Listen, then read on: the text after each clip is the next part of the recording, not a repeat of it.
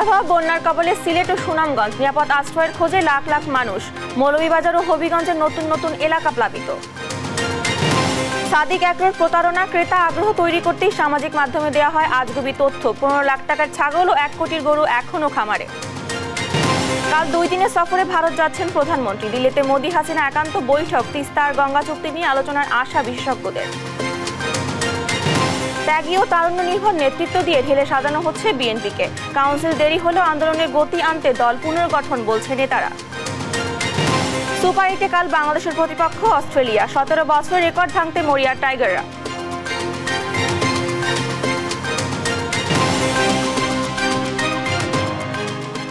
আমন্ত্রণ সংবাদ রাতে দেখছেন একেএস টিম টিভার সংবাদ শিরোনাম, সঙ্গে আছি আমি ডানা ইসলাম।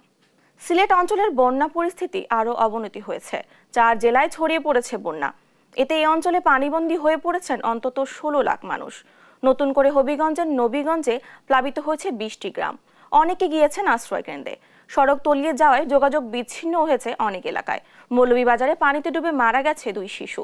এদিকে তিস্তা ধরলার পানি বেড়ে লালমনিরহাট ও কুড়িগ্রামে প্লাবিত হয়েছে নিম্নাঞ্চল ও চরাঞ্চল।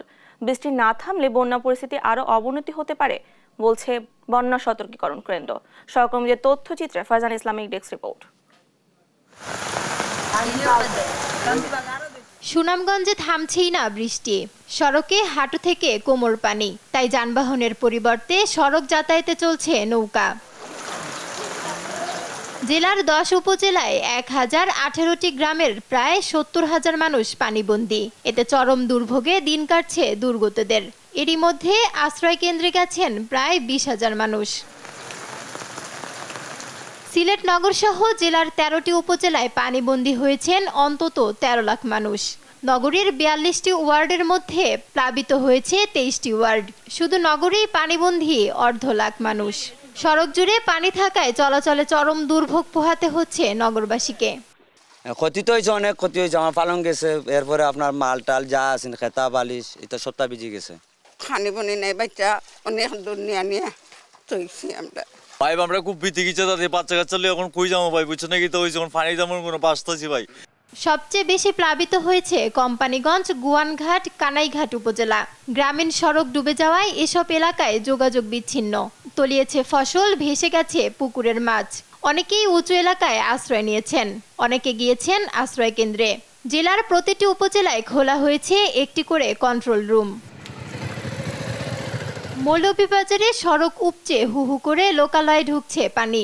তলিয়ে যাচ্ছে বসতবাড়ি। পানি ঢুকে পড়ায় চরম বিপাকে দুর্গতরা। চুলা জ্বালাতে না পারায় অনাহারে দিন কাটছে অনেকের। জেলার 7টি উপজেলার 432টি গ্রাম প্লাবিত হয়েছে। এতে পানিবন্দী অন্তত 2 লাখ মানুষ। অনেকেই আশ্রয় নিয়েছেন উঁচু স্থানে। আমার বাড়িঘর ডুবাই লিছে, যে পরিস্থিতি খুব ভয়াবহ পরিস্থিতি। আমরা উঠতে আমরা আলাদা বাড়িতে আইছি। গরু ডুবাল, রান্না উনতাম পারি না, খাইতাম উঠতাম পারি না, গরুর মাঝে পানি বেশি। জেলায় মনু নদীর পানি চাঁদনী পয়েন্টে বিপদসীমার 41 সেন্টিমিটার ও জুরি নদীর পানি 206 সেন্টিমিটার উপর দিয়ে প্রবাহিত হচ্ছে। ঝুঁকিপূর্ণদের নিরাপদ আশ্রয়ে জেলায় খোলা হয়েছে 98টি আশ্রয় কেন্দ্র। বৃহস্পতিবার রাতে হবিগঞ্জের নবীগঞ্জে কুশিয়ারা নদীর বাঁধ উপচে প্লাবিত হয়েছে 25টি গ্রাম।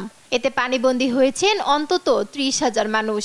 বন্যা আক্রারা ছুটছেন নিকটবর্তী আশ্রয় কেন্দ্রে। আমরা আসি খুব অসাধ্যে, গরু বাছুর লইয়া, বকরি চকরি লইয়া আসি, বাটু সুরুষ লইয়া। কিছু মানুষ আসছে আপনার স্কুল, আর কিছু মানুষ আছে বাড়ি ঘর। জিনিসপত্র অনেকটা নষ্ট হয়েছে। গরু উড়াত পানি গ্রাম আমরা উম্মর হয়েছে। এদিকে উজানের ঢল ও টানা বৃষ্টিতে তিস্তার পানি বেড়ে প্লাবিত হয়েছে লালমনিরহাটের নিম্নাঞ্চল। এতে তলিয়ে গেছে ধান, বাদাম ও বিভিন্ন ফসল সহ রাস্তাঘাট। চলাচলে দেখা দিয়েছে চরম দুর্ভোগ। সৃষ্টি হয়েছে বিশুদ্ধ পানির সংকট। তিস্তা, ধরলা সহ 16টি নদীর পানি বিপদসীমার উপরে ওঠায় কুড়িগ্রামেও প্লাবিত হয়েছে নিম্নাঞ্চল। এতে পানিবন্দী হয়েছে চরাঞ্চলের শত শত মানুষ। ফারজানা ইসলাম, নিউজ ডেস্ক, দেশ টিভি। সিলেটের বন্যা পরিস্থিতির বিষয়ে নিয়মিত খোঁজ রাখছেন প্রধানমন্ত্রী, জানিয়েছেন আওয়ামী লীগ সাধারণ সম্পাদক ওবায়দুল কাদের। বললেন, বন্যায় সিলেট অঞ্চলের মানুষের জীবন দুর্বিষহ হয়ে পড়েছে, তাই বন্যা কবলিত অঞ্চলে ত্রাণ ও উদ্ধার কার্যক্রমে অংশ নিতে দলীয় নেতাকর্মীদের প্রতি নির্দেশ দিয়েছেন তিনি। দুপুরে বঙ্গবন্ধু এভিনিউয়ে আওয়ামী লীগের কেন্দ্রীয় কার্যালয়ে দলের যৌথ সভায় এই নির্দেশনা দেন ওবায়দুল কাদের। বিস্তারিত জানাচ্ছেন নাফিয়া ফেরজানা। টানা বৃষ্টি ও পাহাড়ি ঢলে ভয়াবহ রূপ ধারণ করেছে সিলেটের বন্যা পরিস্থিতি। থমকে গেছে জনজীবন, দুর্ভোগে হাজারো পরিবার। পানিবন্দী রয়েছেন সিলেট মহানগরী এবং জেলার ১৩টি উপজেলায় অন্তত ১০ লাখ মানুষ। এমতাবস্থায় আওয়ামী লীগ সাধারণ সম্পাদক ও সেতুমন্ত্রী ওবায়দুল কাদের জানিয়েছেন, সিলেটে বন্যা পরিস্থিতির বিষয়ে নিয়মিত খোঁজ রাখছেন প্রধানমন্ত্রী। বাংলাদেশ আওয়ামী লীগের ৭৫তম প্রতিষ্ঠা বার্ষিকীর প্রস্তুতি উপলক্ষে আয়োজিত যৌথ সভায় ওবায়দুল কাদের বলেন, নেতাকর্মীদের এরই মধ্যে দুর্গতদের পাশে দাঁড়ানোর নির্দেশ দেওয়া হয়েছে। মাননীয় প্রধানমন্ত্রী নিয়মিত সিলেট অঞ্চলে বন্যা পরিস্থিতি খোঁজ খবর নিচ্ছেন এবং এ ব্যাপারে আওয়ামী লীগের নেতাকর্মীদের যাতে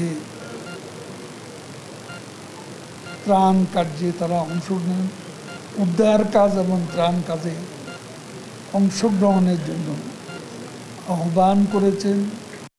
এদেশে যা কিছু অর্জন সবই আওয়ামী লীগের হাত ধরে হয়েছে জানিয়ে দলের সাধারণ সম্পাদক বলেন, আওয়ামী লীগের প্লাটিনাম জয়ন্তীতে সোহরাওয়ার্দী উদ্যানে জনসভা সহ ১০ দফা কর্মসূচি হাতে নিয়েছে আওয়ামী লীগ। ঐতিহ্যবাহী রাজনৈতিক প্রতিষ্ঠানের ৭৫তম প্রতিষ্ঠা বার্ষিকী প্লাটিনাম জয়ন্তী উপলক্ষে আমরা ১০ দফা কর্মসূচি গ্রহণ। ভারতের সঙ্গে বৈরী সম্পর্ক করে বিএনপি বাংলাদেশের ক্ষতি করেছে বলে মন্তব্য করে ওবায়দুল কাদের বলেন, বিএনপি ভারতের সঙ্গে বৈরী সম্পর্ক সৃষ্টি করতে চাইলেও ভারতের সঙ্গে বৈরিতা নয়, বন্ধুত্বপূর্ণ সম্পর্ক চায় আওয়ামী লীগ। নাফিয়া ফারজানা, দেশ টিভি, ঢাকা। ১৫ লাখ টাকার ছাগল আর ১ কোটি টাকার গরু নিয়ে এবারের ঈদ আলোচনায় সাদিক এগ্রো, যা ঝড় তুলেছিল সামাজিক যোগাযোগ মাধ্যমে। ঈদ পেরিয়ে যাওয়ার ৩ দিন পর সরেজমিনে গিয়ে দেখা যায় ১৫ লাখ টাকার ছাগল আর ১ কোটি টাকার সেই গরু দুটি এখনও তার খামারে। প্রশ্ন উঠেছে, কোরবানির জন্য বিক্রি করা পণ্য ঈদের পরেও কিভাবে খামারে রয়ে গেল? তাহলে কি দাম বাড়াতেই এমন প্রতারণার আশ্রয় নেয় সাদিক এগ্রো? সেই প্রশ্নের উত্তর খুঁজছেন মাজহারুল ইসলাম। এটি সেই ছাগল যেটি ১৫ লাখ টাকায় বিক্রি করে ক্রেতাসহ সামাজিক যোগাযোগ মাধ্যমে ছবি দিয়েছিল সাদেক এগ্রো। প্রশ্ন হচ্ছে, কোরবানির জন্য বিক্রি করা ছাগল ঈদ পেরিয়ে যাওয়ার পরও কিভাবে খামারে? জবাবে সেই তরুণ ক্রেতা ইফাদের বিরুদ্ধে প্রতারণার অভিযোগ আনলেন সাদেক এগ্রোর মালিক ইমরান আহমেদ। ও এমন কোন সেলিব্রিটি না যে ওকে দিয়ে আমি ছবি তুলে এলে আমার ছাগলটা অনেক ভাইরাল হয়ে যাবে। যে ও আমাকে টাকা দিছে, অ্যাডভান্স নিয়েছে, ওর সঙ্গে আমার চ্যাটিং হয়েছে, যে ছাগলের টাকা কবে দিবে, কবে ডেলিভারি নেবে, এগুলো ডকুমেন্ট আছে না। কিন্তু সাদেক এগ্রোর থলের বেড়াল ফাঁস করলেন সেই তরুণ নিজেই। জানালেন, সাদেক এগ্রোর মালিক ইমরানের অনুরোধেই তিনি কেবল ছাগলটির সঙ্গে ছবি তুলেছেন। এটি তিনি কিনেন নেই কিংবা এর জন্য কোনো টাকাও অগ্রিম দেন নেই। আগে পরিচয় আছে, যেহেতু আমি পাখি পালি, আমাদের ইভেন্টগুলোর উনি একজন চিফ গেস্ট থাকে, তো তার কারণ হচ্ছে আমার ওনার সাথে আগে থেকে পরিচয় ছিল।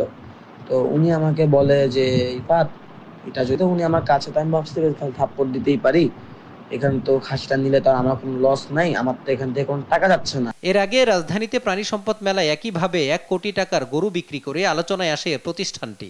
কেন গরুটির দাম ১ কোটি টাকা তার ব্যাখ্যা দিতে গিয়ে বংশ পরিচয়ের মতো উদ্ভট বিষয়ে অবতারণা করেন খামার কর্তৃপক্ষ। সরজমিনে গিয়ে সেই গরুটিও খামারে অবিকৃত অবস্থায় পড়ে থাকতে দেখা যায়। তবে খামার কর্তৃপক্ষ বলছে, গরুটি উন্নত জাতের হওয়ায় তার দাম হাঁকানো হয় কোটি টাকা। আমার এই জায়গায় এখন কিছু গরু আছে, দেখা গেল যে দেশি গরুর ভিতরে দেখা গেল ৭০০ কেজি, ৭৫০ কেজি, ৮০০ কেজি। এটি মূলত মনে করেন ৬ লাখ, ৭ লাখ, ৮ লাখ টাকা দামেরও আছে। আবার দেখা গেল অস্ট্রেলিয়ান গরু, ওইটা মনে করেন দেখা গেল যে ১ টন, ১১০০ কেজি, ১১৫০ কেজি ওজন আছে। ওটির দাম আছে মনে করেন আপনার ৮ লাখ, ৯ লাখ। গরু ছাগলের এত উচ্চ দাম হাঁকিয়ে সাদেক এগ্রো নিজেকে হাইলাইটস এবং বাজার অস্থিতিশীল করছেন কিনা এমন প্রশ্নের জবাবে সামাজিক বৈষম্যের অভিযোগ তুলেছেন ভোক্তা অধিকারের মহাপরিচালক। সময় বলে দিবে উনি কুখ্যাত হয়েছেন কিনা বিখ্যাত হয়েছেন এটা করে, কিন্তু উনি একটা শ্রেণী বৈষম্য তৈরি করে ফেলেছেন এবং যারা সাধারণ মানুষ যারা কোরবানি যায়, এটা সত্যিকার অর্থে প্রত্যেকটা মানুষ এখানে অপমানিত হয়েছে, এখানে অফেন্ডেড ফিল করেছে। 2008 সালের প্রতিষ্ঠিত সাদেক এগ্রো এতদিন আলোচনায় না থাকলেও নিজের প্রতিষ্ঠানকে সামনে আনতে মালিক ইমরানের এমন প্রতারণা যা দেশজুড়ে আলোচনা সমালোচনার জন্ম দিয়েছে। মাজহারুল ইসলাম, দেশ টিভি, ঢাকা। চলতি মাসে দ্বিতীয়বারের মতো শুক্রবার ভারত যাচ্ছেন প্রধানমন্ত্রী শেখ হাসিনা। নতুন সরকার গঠনের পর দুদেশের সরকার প্রধানের বৈঠককে গুরুত্বের সহকারে দেখছেন কূটনৈতিক বিশ্লেষকরা। তিস্তার পানি বন্টন চুক্তি নিয়ে আশার আলো না দেখলেও তিস্তা প্রকল্পে ভারতের বিনিয়োগের ইচ্ছাকে ইতিবাচক হিসেবেই দেখছেন তারা। মেয়াদ শেষের দিকে আসায় গঙ্গা পানি বন্টন চুক্তি নিয়ে ভাববার সময় এসে গেছে বলেও মত তাদের। বিস্তারিত জানাতুল মোহনা রিপোর্টে। ভারতে মোদী সরকার গঠনের 15 দিনের মাথায় দ্বিতীয়বারের মতো শুক্রবার ভারত সফরে যাচ্ছেন প্রধানমন্ত্রী শেখ হাসিনা। এই সফরটি দুই দেশের জন্য গুরুত্বপূর্ণ বলে মনে করছেন বিশেষজ্ঞরা। সফরে তিস্তা চুক্তি, মংলা বন্দর ব্যবস্থাপনা, বিদ্যুৎ, বাণিজ্য, আঞ্চলিক নিরাপত্তা, যোগাযোগ ক্ষেত্রে গুরুত্বপূর্ণ চুক্তি স্বাক্ষরিত হতে পারে বলে মনে করছেন কূটনীতিক বিশ্লেষকরা। তিস্তা প্রকল্প নিয়ে ভারত চীন দুদেশের সহযোগিতার হাত প্রত্যাশা করছেন তারা। তিস্তা প্রকল্প নিয়ে ভারতের আগ্রহ প্রকল্প বাস্তবায়ন নাকি চীনা অর্থায়ন ঠেকানো, এ নিয়ে সন্দেহ পোষণ করেন কেউ কেউ। কেবল ভারতের অর্থ সহযোগিতার আশায় বসে থাকা বোকামি হবে বলে মনে করছেন তারা। ভারতের কাছে এই প্রশ্ন আমরা করতেই পারি যে তোমরা কি চুক্তি আগে করে তারপরে আমাদের সহযোগিতা করবা নাকি না যেরকম আছে সেরকম সহযোগিতা করবে। সবাই বন্ধু, চীনও বন্ধু, ভারতও বন্ধু। বোঝাতে হবে যে এটা আমার প্রয়োজন, তুমি দিতে পারছো না, সুতরাং আমাকে অন্যের কাছ থেকে নিতে হচ্ছে, বা তুমি কিছু দাও ও কিছু দিক, এই সুযোগটা তো আমি করে দিচ্ছি। গঙ্গা চুক্তির আর বাকি মাত্র 1.5 বছর, তাই বিশ্লেষকদের আশা এ সফরে গঙ্গা চুক্তি নিয়েও আলোচনা করবেন প্রধানমন্ত্রী শেখ হাসিনা। প্রধানমন্ত্রী যদি নির্দেশনা দেন যে আমরা চাই একটা দীর্ঘমেয়াদী চুক্তি আবার সই হোক, সেটার জন্য তোমরা কাজ শুরু করো, তাহলে এটা আমার মনে হয় নির্দেশনা হিসেবে এটা কাজে লাগবে। তাদের দাবি ভারতীয়রা চাইবে না চীনাদের ফুটপ্রিন্ট বাংলাদেশে পড়ুক, তাই তিস্তা প্রকল্প নিয়ে এ সফর ফলপ্রসূ হতে পারে। জান্নাতুল মোহনা, দেশ টিভি, ঢাকা। ভবিষ্যৎ বিবেচনায় ত্যাগী ও তারুণ্য নির্ভর নেতৃত্ব দিয়ে ঢেলে সাজানো হচ্ছে বিএনপিকে। আনুষ্ঠানিক কাউন্সিলর হতে দেরি হলেও আন্দোলনের নতুন গতি আনতে দল পুনর্গঠন প্রক্রিয়া চলমান থাকবে বলে জানান বিএনপি নেতারা। তারা বলছেন জনদাবিকে গুরুত্ব দিয়ে শিগগিরই আসবে রাজপথের কর্মসূচি। বিস্তারিত সাইফুর রিপনের প্রতিবেদনে। ব্যাপক জনভিত্তি থাকা সত্ত্বেও নির্দলীয় নিরপেক্ষ সরকারের অধীনে নির্বাচনের এক দফা দাবি আদায়ে ব্যর্থ হয়ে এবার নেতৃত্ব ঢেলে সাজাতে কাজ শুরু করেছে বিএনপি। ঈদের আগে একদিনেই ভেঙে দেওয়া হয় সারা দেশের বিভিন্ন মহানগর সহ সহযোগী অঙ্গ সংগঠনের 9টি কমিটি। কেন্দ্রীয় নেতৃত্বে রদবদল করে বিভিন্ন পদে পদায়ন করা হয় 45 নেতাকে। বিএনপির কেন্দ্রীয় নেতারা বলছেন ভবিষ্যৎ বিবেচনায় নিয়েই দল পুনর্গঠনে এমন সিদ্ধান্ত হাইকমান্ডের। জেনারেশন তো গ্যাপ করলে চলবে না। নদীতে যদি বাদ দেওয়া হয়, স্রোত আটকায় দেওয়া হয়, তাহলে কিন্তু শ্যাওলা পড়বে, নদীর গতিপথ কিন্তু বন্ধ হয়ে যাবে। প্রবীণদের যে বুদ্ধি দীপ্ত, তাদের যে অভিজ্ঞতা, সেটা কাজে লাগিয়ে একটি সমন্বয়ের মাধ্যমে আমি মনে করি যে এটা গতি বা বৃদ্ধি পাবে। আমি আশা করি নতুন নেত্রী যারা আছেন বা আগের যারা আছেন অভিজ্ঞ নেতৃত্ব সব মিলে একত্রে কাজ করলে এই সরকারকে যে কোনো সময় আমরা ওই সরকার যদি জনসমর্থন নাই, মূল ভিত্তি নেই, সরকারের যে কোনো বিদায় দিতে পারবো। দল পুনর্গঠনের পাশাপাশি জনদাবির ইস্যু নিয়ে রাজপথের কর্মসূচি আসছে বলেও জানান বিএনপি নেতারা। বিএনপি তো জনগণের দল, আমাদের মূল শক্তি হচ্ছে জনগণ। তো জনগণের সমস্যাগুলো তো আমরা সামনে নিয়ে আসবোই। আমাদের আগামী যে কর্মসূচিগুলো আসবে অবশ্যই জনগণের এই সমস্যাগুলি সামনে আসবে। যে ত্যাগ স্বীকার করতে হবে আমরা করব, কিন্তু এই সরকারের পতন ঘটিয়ে আমরা দেশের মানুষের সব ধরনের অধিকার, সেটা মৌলিক অধিকার বলেন, সাংবিধানিক অধিকার বলেন, গণতান্ত্রিক অধিকার বলেন, ভোটের অধিকার বলেন, সব অধিকারগুলোকে পুনঃপ্রতিষ্ঠিত করাই বিএনপির লক্ষ্য। গঠনতন্ত্র অনুযায়ী হাইকমান্ডের নির্দেশে পুনর্গঠন প্রক্রিয়া চললেও আনুষ্ঠানিক কাউন্সিলেও দলের রদবদল আসতে পারে জানান বিএনপির এই নীতি নির্ধারক। কাউন্সিল হবে, কাউন্সিল হতেই হবে, আমাদের নিয়মেই আছে কাউন্সিল হবে, কিন্তু আমরা কাউন্সিলের সেই পরিবেশটা অপেক্ষায় আছি এবং আমরা এই যে জেলাগুলোই যেভাবেই করার মধ্য দিয়েই আমরা হয়তো একটা কাউন্সিলের তারিখ নির্ধারণ করব, তারপর কাউন্সিলটা হবে। সেই কাউন্সিলে এখন যে রেনোভেশন, যে পুনর্গঠন মানে একটা রেনোভেশন হয়েছে, সেই কাউন্সিলে তো এই রেনোভেশন নাও থাকতে পারে। নেতৃত্বের রদবদল কোনো ব্যক্তির প্রয়োজন নয়, বরং দলের প্রয়োজনে বলেও দাবি এই নেতার। যেভাবেই নেন না কেন এটা দলের প্রয়োজনই হয়েছে, কোনো ব্যক্তির প্রয়োজনই হয় নাই।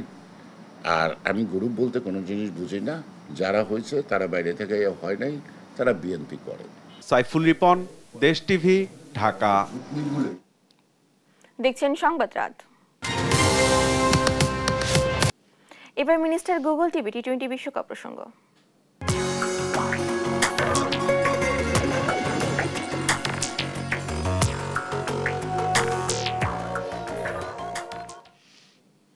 কাল ভোরে শুরু হচ্ছে বাংলাদেশের সুপার 8 মিশন। প্রতিপক্ষ অস্ট্রেলিয়া। শক্তির বিচারে এগিয়ে থাকা ভাজিদের বিপক্ষে লয়ের লক্ষ্যে মাঠে নামবে নাজমুল শান্তর দল। অন্যদিকে বাংলাদেশকে নিয়ে সতর্ক অস্ট্রেলিয়া। অ্যান্টিগায় বাংলাদেশ সময় ভোর 6:30টায় শুরু হবে ম্যাচটি। শিউলি রায়ের প্রিভিউ। দীর্ঘ প্রায় 17 বছর পর টি-20 বিশ্বকাপের সুপার 8-এর মঞ্চে বাংলাদেশ। এই মঞ্চে টাইগাররা খেলবে এমন বাজি ধরার লোক খুঁজে পাওয়া যেত না। কঠিন পথ পাড়ি দিয়ে সেরা 8-এ শান্তরা। প্রথম চ্যালেঞ্জ মাইটি অস্ট্রেলিয়া। গ্রুপ পর্বে টপ অর্ডারের ব্যাটারদের রান খরা বেশ ভুগিয়েছে পুরো দলকে। এই দুশ্চিন্তায় ক্রমেই বেড়েছে। শান্ত, লিটন, তানজিন কেউই রানে নেই। অস্ট্রেলিয়ার বিপক্ষে জিততে হলে এই তিনজনকে রান করতে হবে, আর তা না হলে জয় পাওয়া কঠিন হবে। তাওহিদ হৃদয়, সাকিব আল হাসান, মাহমুদুল্লাহর উপর ভরসা টাইগারদের। টপ অর্ডার ভরসা দিতে পারলে লড়াকু স্কোর দাঁড় করানোর ভিত্তি পাওয়া যেত। বলারদের পারফরমেন্স চোখে পড়ার মতো। বাংলাদেশ সুপার 8-এ খেলছে পুরোপুরি বলারদের অবদানে। স্বল্প রানের পুঁজি দিয়ে লড়াই করে জয় এনে দিয়েছেন তাসকিন, মোস্তাফিজ, তানজিম, রিশাদরা। তবে সুপার 8 বলে তাদের সামনে এমন চ্যালেঞ্জটা আরো বেশি থাকবে। অস্ট্রেলিয়া রয়েছে দুর্দান্ত ছন্দে। গ্রুপ পর্বের প্রতিটি ম্যাচে দাপটে জয় পেয়েছে অজিরা। ওয়ানার হেড, স্টয়নিসার ছন্দে আছেন। বাংলাদেশকে পেলে আরো ভয়ঙ্কর হয়ে ওঠেন অনেজ ওপেনার ওয়ানার। অন্যদিকে jumper kameez Hazlewood tiger top অর্ডারের মাথা ব্যথার কারণ হতে পারেন। তবে প্রতিপক্ষ সহজ হলেও টি-20 বলে সতর্ক মিচেল মার্সেল দল। শিউলি রায়, দেশ টিভি। দেখছেন সংবাদ রাত। মূল্যস্ফীতি কমিয়ে আনার কথা বলেন অর্থমন্ত্রী আবুল হাসান মাহমুদ আলী। বিশেষজ্ঞরা বলছেন এবারে বাজেটে উন্নয়ন ব্যয় কমানো এবং সুদের হার বাড়ানো সহ যেসব পদক্ষেপ নেওয়া হয়েছে তা মূল্যস্ফীতি আর বাড়তে দিবে না। তাই তো এ বাজেটকে বলা হচ্ছে পরিমিত বাজেট। বিস্তারিত থাকছে নূপুর মাহমুদের রিপোর্টে। আগামী বাজেটকে সামনে রেখে বৈশ্বিক প্রেক্ষাপটে বাংলাদেশের অর্থনীতি, প্রবৃদ্ধি, মুদ্রাস্ফীতি, খাদ্য ও পুষ্টি নিরাপত্তা এই নিয়ে সেমিনারের আয়োজন করে বাংলাদেশ কৃষি অর্থনীতিবিদ সমিতি। আলোচনায় বক্তারা বলেন, ব্যয় কমানোর বাজেট হওয়ায় উন্নয়ন ব্যয় 3,82,000 কোটি টাকার বিপরীতে 2,65,000 কোটি টাকা নির্ধারণ করা হয়েছে, যার প্রভাব মূল্যস্ফীতি কমাতে সাহায্য করবে।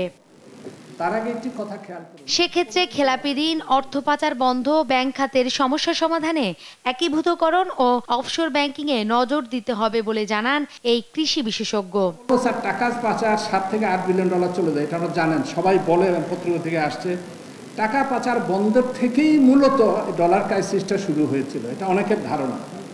এই টাকা পাচারটাকে কিভাবে বন্ধ করা যায়, এইটার জোরালো কিছু পদক্ষেপ নিন। আগামী বাজেটে কৃষি পণ্যের উৎপাদন থেকে বাজার ব্যবস্থা পর্যন্ত সঠিক পদক্ষেপ এবং সবার জন্য খাদ্য ও পুষ্টি নিশ্চিত করার পরামর্শ দিয়েছেন জাতিসংঘের খাদ্য ও কৃষি সংস্থার এই প্রতিনিধি। With an estimate of 85% of the poor population living in rural areas, agricultural development is crucial for improving the livelihoods of the rural poor, for generating employment, increasing household income and reducing poverty.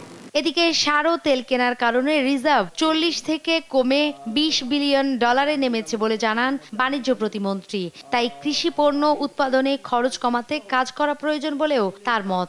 আমাদের কি note পেপারে দেখা গেল তেলের দাম, চিনির দাম 42% আন্তর্জাতিক বাজারেই শুধু ইনফ্লেটেড হয়েছে, এবং এই প্রেক্ষাপটে উনি একটি অত্যন্ত সময় উপযোগী বাজেট দিয়েছে। অপরদিকে বিশ্বব্যাংক থেকে টাকা নিতে তাদের কথা শুনতে হবে বলে জানিয়েছেন অর্থমন্ত্রী। বাজেট নিয়ে যেসব পরামর্শ দেওয়া হয়েছে তা পুনর্বিবেচনা করা হবে বলেও জানান তিনি। এই বাজেট তো জনবান্ধব বাজেট এবং আমরা চেষ্টা করেছি, এখনো কিছু প্রস্তাব আছে, এগুলোকে বাজেট কিন্তু পাস হয়নি, তো কাজেই সেগুলো আমরা দেখব এবং পুনর্বিবেচনা করার সম্ভাবনা আছে, সম্ভব। মূল্যস্ফীতি নিয়ন্ত্রণে কৃষি ও খাদ্য সরবরাহ বাড়ানো এবং আমদানি সহজীকরণের পরামর্শ দিয়েছেন বিশ্লেষকরা। নূপুর মাহমুদ, দেশ টিভি, ঢাকা। দক্ষতা ছাড়া বিদেশে কর্মী প্রেরণ কঠিন হয়ে পড়বে বলে জানান প্রবাসী কল্যাণ ও বৈদেশিক কর্মসংস্থান প্রতিমন্ত্রী শফিকুর রহমান চৌধুরী। বৃহস্পতিবার রাজধানীর মিরপুরে বাংলাদেশ জার্মান কারিগরি প্রশিক্ষণ কেন্দ্রে বিনা খরচে জাপানগামী টেকনিক্যাল ইন্টার্নদের স্মার্ট কার্ড ও সনদ বিতরণ করেন তিনি। প্রবাসী কর্মীদের উৎসাহিত করতে রেমিটেন্স অ্যাওয়ার্ড দেওয়া হবে বলে জানান প্রতিমন্ত্রী। এমনকি বেকারত্ব নিরসনে দক্ষ জনশক্তি গঠনে সকলে এক হয়ে কাজ করার আহ্বানও জানান তিনি।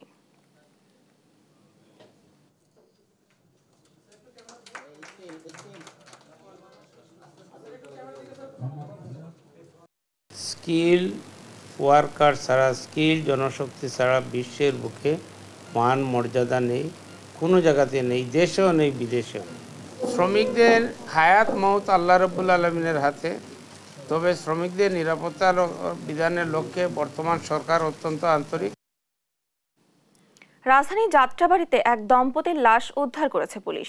বৃহস্পতিবার ভোরে পশ্চিম মোমেনবাগের আড়াবাড়ি বটতলার এক বাসায় এ ঘটনা ঘটে। পুলিশ জানিয়েছে এটি ডাকাতি নাকি পরিকল্পিত হত্যাকাণ্ড সে বিষয়ে নিশ্চিত হওয়া যায়নি। সাদাত নিশাতের রিপোর্টে জানাচ্ছেন আহাদ চৌধুরী। বুধবার ভোরে যাত্রাবাড়ির কোনাপাড়া এলাকায় ঘটে ঘটনাটি। পশ্চিম মোমেনবাগের আড়াবাড়ি বটতলার বাসা থেকে উদ্ধার করা হয় দম্পতির মরদেহ। নিহতরা হলেন জনতা ব্যাংকের সাবেক গাড়ি চালক শফিকুর রহমান ও তার স্ত্রী ফরিদা ইয়াসমিন।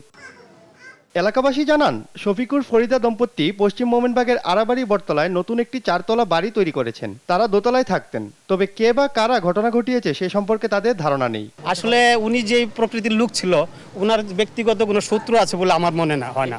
মর্মান্তিক ঘটনা আমাদের এলাকায় কখনো ঘটে নাই, তো আমরা এটার দৃষ্টান্তমূলক শাস্তি চাই। নিহত শফিকুরের একমাত্র ছেলে পুলিশের বিশেষ শাখার উপপরিদর্শক ইমন। পূর্ব শত্রুতা না থাকায় কাউকে সন্দেহ করতে পারছেন না তিনিও। এ সময় ছেলে তার বাবা মা হত্যার সুষ্ঠু তদন্তের দাবি জানান। যেই করছে সে খুব ক্ষোভের সাথে করেছে, বোঝা গেছে, কিন্তু আমি সেটা এখনো পর্যন্ত আমার মাথায় ক্যাচ করতে পারছি না যে এটা কি হতে পারে। শত্রুতা বলতে আমার এখানে কিছু। পুলিশের ওয়ারি বিভাগের উপকমিশনার মোহাম্মদ ইকবাল হোসেন জানান, এটি ডাকাতি নাকি পরিকল্পিত হত্যাকাণ্ড তা প্রাথমিকভাবে এখনো নিশ্চিত হওয়া যায়নি। ধারালো অস্ত্র দিয়ে আঘাত করেছে বোঝা যাচ্ছে, তো এটা একটা ধারণা করতেছি যে এই মুহূর্তে এটা পূর্ব পরিকল্পিত। শুধুই চুরি বা ডাকাতির জন্য এরকম ঘটনা ঘটিয়েছে বলে আমরা প্রাথমিকভাবে ধারণা করছি না, যদিও বা সেটিও নিয়ে আমরা আগাচ্ছি। তদন্ত করলে বোঝা যাবে অ্যাকচুয়ালি কি কারণে ঘটনা। তদন্ত শেষে বিস্তারিত বেরিয়ে আসবে বলে ধারণা করছেন তিনি। আহাদ চৌধুরী, দেশ টিভি, ঢাকা। রাজশাহীর বাঘারসাব রেজিস্ট্রি অফিসের দলিল লেখক সমিতির নেতাদের বিরুদ্ধে অতিরিক্ত অর্থ আদায়ের অভিযোগ করেন বাঘা উপজেলা চেয়ারম্যান, পৌর মেয়র ও ভুক্তভোগী মানুষ। বৃহস্পতিবার বেলা 11টায় বাঘা উপজেলা পরিষদে মানববন্ধনের আয়োজন করা হয়। এতে ভুক্তভোগীরা অভিযোগ করেন, জমি রেজিস্ট্রি করতে গেলে সরকার নির্ধারিত ফির চেয়ে 5 থেকে 7 গুণ বেশি টাকা আদায় করে। টাকা না দিলে কোনো জমি রেজিস্ট্রি করা হয় না বলেও অভিযোগ করেন মানববন্ধনে।